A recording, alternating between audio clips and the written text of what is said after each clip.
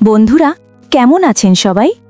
আজ আবারও তোমাদের সামনে নতুনভাবে চলে আসলাম বৃষ্টি ভেজা দিনের ছোট ভাইয়ের সাথে কাটানো এক মজার দিনের গল্প নিয়ে। দেরি না করে আমার চ্যানেলটি সাবস্ক্রাইব করে আমার সাথে থাকো। বন্ধুরা, আমার নাম নাদিয়া। বর্তমানে আমার বয়স 23 বছর। 2.5 বছর হলো আমার বিয়ে হয়েছে, কিন্তু আমার স্বামী কাজের জন্য বেশিরভাগ সময় বাইরে থাকে, তাই বাড়িতে আসার সেরকম টাইম পায় না। আমার আত্মীয় স্বজন সবসময় বলে আমি খুব হাসি খুশি আর প্রাণবন্ত একজন মানুষ, কারণ আমার হরিণের মতো চোখ আর সুন্দর চেহারা দেখে যে কারোরই মন ভালো হয়ে যায়। কিন্তু আমি যতটুকু ভালোবাসা আমার স্বামীর থেকে আশা করি, ততটুকু আমি আমার স্বামীর কাছে পাই না। সে যাই হোক, কাল আমার চাচাতো বোনের বিয়ে, তাই আমি একদিন আগেই সেখানে যাচ্ছি। সেই বাড়িতে যাওয়ার জন্য আমি রেডি হয়ে গেছি, কিন্তু আমার স্বামী অফিসের কাজে ব্যস্ত থাকার জন্য সে আমার সাথে যেতে পারল না, তাই আমি একাই যাচ্ছি। আমাকে নিতে আমার ছোট ভাই আসছে বাসস্ট্যান্ডে। আর সেদিন মুষলধারে বৃষ্টি হচ্ছিল আর গুডুম গুডুম মেঘের ডাক ছিল। তবে আমি মেঘের ডাক শুনে খুব ভয় পেতাম। ঘটনাটি হয়েছিল আমার আপন ছোট ভাইয়ের সাথে, অপরিচিত কারো সাথে না। আমি বাসস্ট্যান্ডে এসে পৌঁছলাম, দেখি যে আমি ছাতা আনতে ভুলে গেছি, আর সেই সময় খুব জোরে বৃষ্টি হচ্ছিল। এরপর আমি আমার ভারী ব্যাগটা নিয়ে বাস থেকে নামলাম। তারপরে নামা মাত্র কিছুক্ষণের মধ্যেই আমি পুরো ভিজে চুপচুপে হয়ে গেলাম। চারদিকে তাকিয়ে দেখলাম কোনো দোকানপাট খোলা নেই, আর তেমন লোকও নেই। তারপর দেখলাম যে আমার ছোট ভাই এখনও আসেনি আমাকে নিতে। আমি একটি ছোট বন্ধ দোকানের সামনে গিয়ে দাঁড়ালাম আর অপেক্ষা করতে লাগলাম ভাইয়ের জন্য। কিছুক্ষণ পর খুব জোরে মেঘের ডাক শুরু হলো, আর আমি তো ভয় পেতে লাগলাম। তারপর দেখলাম যে বৃষ্টিতে ভিজতে ভিজতে আমার ছোট ভাই আসছে। ছোট ভাইও বাড়ি থেকে বেরোনোর সময় ছাতা নিতে ভুলে গেছে। ভাই এসে আমার পাশে দাঁড়ালো আর বলল, আপু, অনেক ভিজে গেছো দেখছি। বৃষ্টির কারণে পড়ে থাকা জামাকাপড় সহ ব্যাগের সব জামাকাপড় ভিজে যাচ্ছিল। আমি খুব অস্বস্তিতে ছিলাম। তারপর ভাই আমাকে জিজ্ঞেস করলো, আপু, তুমি কি করে ভিজে গেলে? আমি তখন ওকে বললাম, আর বলিস না, আমি ছাতা আনতে ভুলে গেছি, আর এখন দেখছি তুই তো ছাতা নিসনি। ছোট ভাই বলল, হ্যাঁ, আমিও তাড়াতাড়ি বেরোতে গিয়ে ছাতা আনতে ভুলে গেছি। এরকম কথাবার্তা বলতে বলতে আরও জোরে বৃষ্টি হতে লাগলো, আর সাথে মেঘ ডাকা শুরু হলো খুব জোরে জোরে। আমি ভয় পেতে পেতে দোকানের পিছনে পিছলাম। ভাই দেখল যে আমি আস্তে আস্তে পিছনে পিছছি ওর কাছ থেকে। মেঘের ডাক আরও জোরে জোরে হতে লাগলো। ভয়ে আমি হঠাৎ বসে পড়লাম। ভাই বলল, আপু, ভয় পেয়েছেন বুঝি? চিন্তা করবেন না, আমি আছি।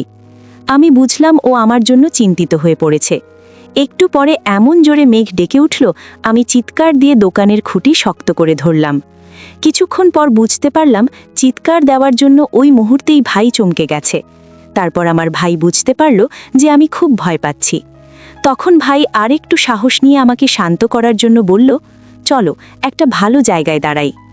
বৃষ্টি থামার নামই নিচ্ছিল না। আমি ভয়ে ভাইয়ের হাত ধরে দাঁড়িয়েছিলাম। আর কিছুক্ষণ পরে আমাদের সামনে দিয়ে দুইটি লোক পাশ কাটিয়ে চলল। ভাই লোকগুলোকে দেখে আমার হাত ছেড়ে দিয়ে একটু দূরে দাঁড়ালো। লোকগুলো যখন চলে গেল, ভাই তখন আবার ভয় যেন না পায় সেজন্য আমার একটা হাত ধরল। এরকম হতে হতে প্রায় অনেকক্ষণ সময় কেটে গেল। আমার ভয় পাওয়া দেখে ভাই হাসতে লাগলো, আমিও হাসতে লাগলাম। আমি তখনও ভাইয়ের পাশেই দাঁড়িয়েছিলাম। হঠাৎ করে ছোট ভাইয়ের চোখ পড়ল পাশে থাকা ডাবের দিকে। বৃষ্টিতে ভিজে যাওয়ার কারণে দোকানের টিনের ছাউনির নিচে ডাবগুলো খুব সুন্দর দেখা যাচ্ছিল। এই বৃষ্টির মধ্যেই ভাই হঠাৎ একটা ডাব খাওয়ার জন্য হাতে নিল। তারপর তা এক নজর ভালোভাবে দেখে সুন্দর করে খেতে লাগলো। মেঘের ডাক আর মুষলধারে বৃষ্টির মধ্যে আমাকে খুব ভয় লাগছিল। তারপরেও আমি তাকে খেতে নিষেধ দিলাম না। মেঘের ডাক আর মুষলধারে বৃষ্টির কারণে আশেপাশে তেমন কোনো মানুষ ছিল না।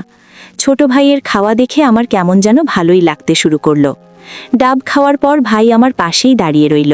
আমি ওর পাশে দাঁড়িয়ে বললাম, বৃষ্টি যদি না থামে তবে কিভাবে যাব ভাবছি। কিছুক্ষণ পর বৃষ্টিতে ভিজে আমার আর ওর অবস্থা খারাপ হয়ে গেল। তারপর আমি বৃষ্টির জলে হাত ধুয়ে নিয়ে ওকে বললাম, আজকের এই স্মৃতিটা অনেক দিন মনে থাকবে ভাই। ও বলল, হ্যাঁ আপু, অনেক দিন পর এত সুন্দর সময় কাটালাম। তবে ছোট ভাই বলল, এই বৃষ্টি ভেজা মুহূর্তে ডাবটা দেখতে যেমন সুন্দর ছিল, খেতেও ভালো লাগলো। এরপর কিছুক্ষণ পর বৃষ্টিটাও কমে গেল। বিকেলবেলা বৃষ্টিটা যখন থেমে গেল তখন আমরা দুজন বিয়ে বাড়িতে চলে আসলাম। বাড়িতে আসার পর আমি আমার ভেজা কাপড় বদলে নিলাম আর ভালো একটা লাল রঙের শাড়ি পরে নিলাম। তারপর বাড়িতে সবার সাথে কথাবার্তা বলছিলাম, আর তার মাঝে দেখি ভাই বিয়ে বাড়ির মানুষের সাথে দোতলার উপর কথা বলছে আর হাসছে।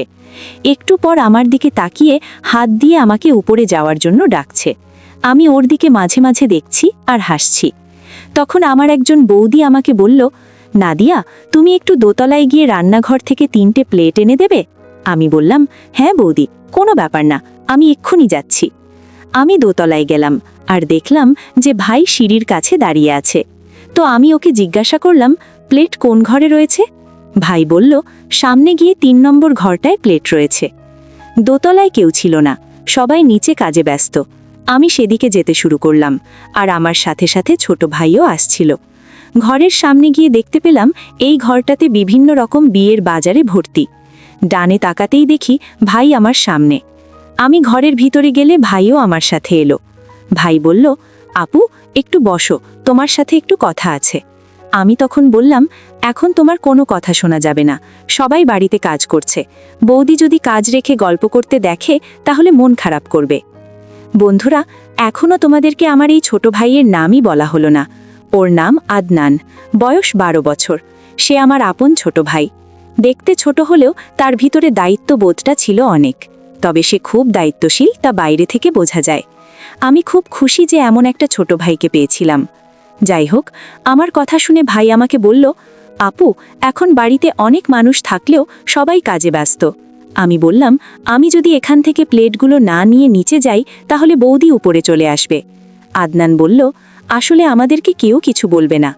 বলার সাথে সাথেই আরাম করে সে হেসে পাশের চেয়ারে বসল আর মজার একটা গল্প বলা শুরু করল। আমি হেসে হেসে তার গল্প শুনতে লাগলাম। দীর্ঘদিন পর মনে হলো কতদিন এমন প্রাণ খোলা হাসি হাসিনি। তারপর গল্প করতে করতে সে আমার কাছ থেকে একটা কমলা খেতে চাইল। আমিও তাকে একটা কমলা বের করে খেতে দিলাম। একটা কমলা খেয়ে সে আরেকটা খেতে চাইল। তাকে আরেকটা কমলাও খেতে দিলাম। সে কমলাগুলো মজা করে খেল। এরপর আরও কিছুক্ষণ গল্প করার পর আমি তাকে বললাম, ভাই আদনান, এখন তুমি এখানে থাকো, নিচে অনেক কাজ আছে। তারপর রান্নাঘর থেকে প্লেটগুলো নিয়ে বৌদির কাছে যেতেই বৌদি আমাকে বলল, এত সময় লাগে নাকি প্লেট আনতে? আমি বললাম, না, মানে আমি সামনের 2 ঘরে খুঁজে পাচ্ছিলাম না, তাই দেরি হলো। বৌদি বলল, ঠিক আছে, কোনো ব্যাপার না, এখন আমার সাথে একটু কাজ করো। তারপর আমি কাজ করতে শুরু করলাম। কাজ করতে করতে রাত হয়ে গেল। সবাই মিলে তখন খেতে বসেছে। আমি আর বৌদি খাওয়া দাওয়া করা শেষে বৌদি আমাকে শোবার ঘরটা দেখিয়ে দিল, যেটা ছিল দোতলার সামনের ঘরের পরে ঘর। ঘরটা বেশ ছোট। ঘরে একটি সিঙ্গেল বেড, আলমারি আর একটি ড্রেসিং টেবিল আছে।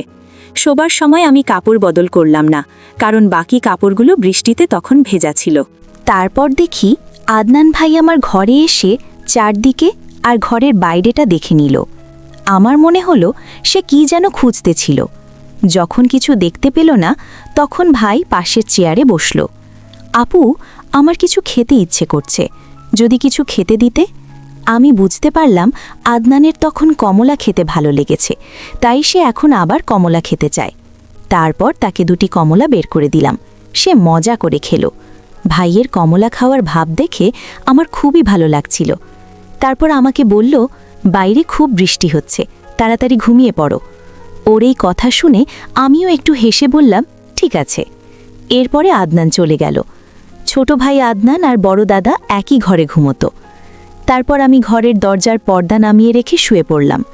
রাতেও বেশ ভালো বৃষ্টি হচ্ছিল, কিন্তু মেঘ ছিল না, তাই আমি একটি চাদর ঢাকা দিয়ে নিলাম।